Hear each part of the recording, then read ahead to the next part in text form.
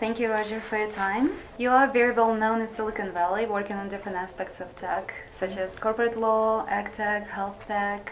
You have your startup incubator, you organize conferences, and much more. For starter, tell me a little bit about yourself and what brought you to Silicon Valley. Thanks, Alena, and thanks for having me here today. So I came out here quite a long time ago from New York City, and what brought me here didn't have that much to do with the laws, mostly weather and lifestyle. But I soon discovered that we really are in the center of the technology universe here in Silicon Valley. So this is ground zero for so much of innovation and what's new and what happens in the world. A lot of it starts right here, and people come from all over the world to be here to start it. So it was a good choice. That was a long time ago, and I didn't plan on staying that long, but here I am all these years later. When did you start your law firm? So I opened my own law firm, the Royse Law Firm, about 11 years ago, and we're up to close to 30 lawyers now. We're a full-service firm. We cater primarily to the technology startup community. Those are our clients. So it's been 11 years, seems like yesterday.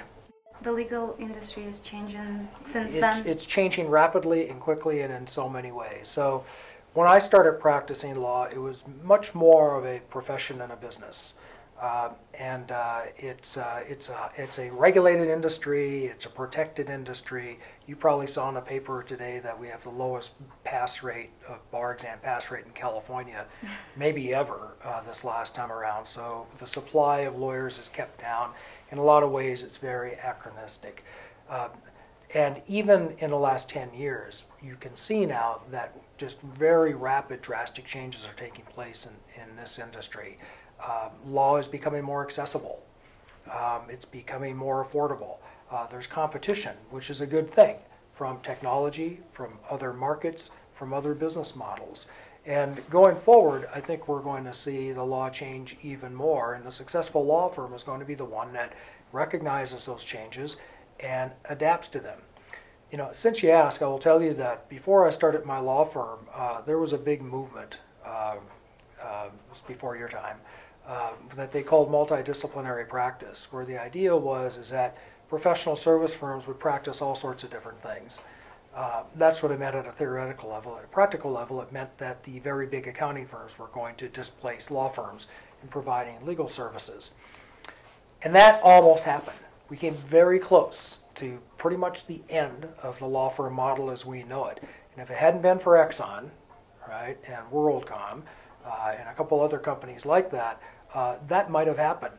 Well, it's been long enough where the industry sort of recovered, and this whole profession is under attack by, again, new business models, new technologies, new markets. And I think this time around, I think lawyers are smart enough to understand that we really can't be caught by surprise again. We really have to be innovative.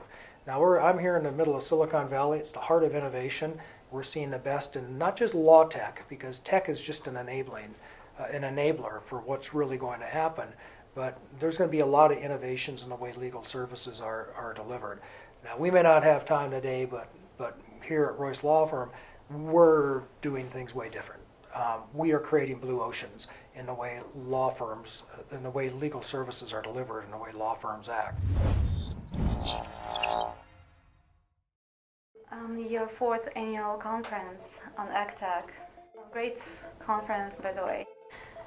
What inspired you to be interested in this particular sector? So AgTech, AG-Tech, or agri-tech, is something I became interested in about 5 years ago, where one day it occurred to me that here in California, I'm 100 miles away from some of the most productive farmland in the country. I'm in the middle of probably half of all the venture capital that gets invested in this country, and I'm also at ground zero for new and innovative technology. So 5 years ago, I created an ag tech group, an agriculture technology group, and out of that grew several different initiatives, one of which is the conference that you came to last week. This is the 4th year we've done the conference. We had over 700 attendees at the Computer History Museum. We do it every year in Silicon Valley. We do smaller conferences all over the country and all over the world. We're going to be in Austin next month, for example.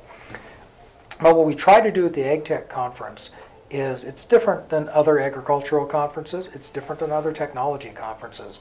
We're very much about bringing together the technology community with the farmers who are going to use their technology so that they can come up with things that are very useful, as well as with the investors who are going to fund the development of that technology, as well as big food and big ag, the potential strategic partners who can take it to the next level if we get something successful.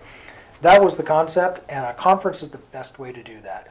And it gets better and better every year. Our panels this year were just outstanding. We have more speakers every year. We have a bigger audience every year. It's gotten to be a force of its own, our AgTech conference. And like I say, it gets bigger and better every year, and we get great feedback, and we try to make it better every year too.